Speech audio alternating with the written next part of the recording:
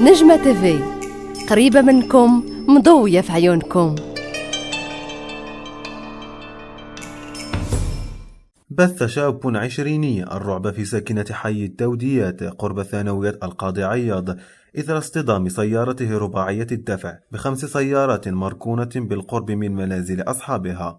معك نجمة تيفي، شنو وقع بالضبط في هذا الاكسيدان؟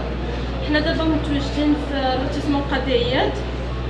كنا جالسين في الصالون ابخي سمعنا 4 طاق طاق طاق. كي سمعت لا تخوازيام خرجت حليت الباب، هي فاش جيت حليت الباب لقيت هذاك اللي صايب هو اللي خارج من الطوموبيل عاوتاني بالظهر.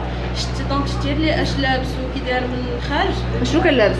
كان لابس جاكيطه نوار وكمامه حمراء وحسن ورقيق وطويل. من بعد جات ماما، المهم بقات تتغوت تتقلب عليه ميم با دقيقه ابخي جات ماما تتقلب وداك الشيء تتغوت. ابخي مشات. شنو كتغوت؟ شنو كتقول؟ نوفل تتقلب كتعيط عليه هو؟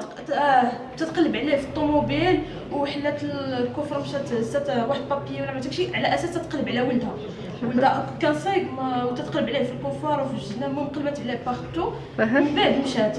الشاب العشريني كان يسير بسرعة جنونية في شارع جيليز بمراكش، فصدم في طريقه فتاتين وسيارات أخرى لينتهي فيلمه الهيتشكوكي بحي التوديات. شفت ملي دخل داك ملي كتدخل في الطوموبيلات ملي جاو بلقى راسو حاصل هو يفراني ونزل من الطوموبيل، وهادوك اللي كانوا تابعينو قالوا بلي ضرب الناس بطوموبيلتو وضرب 20 طوموبيل.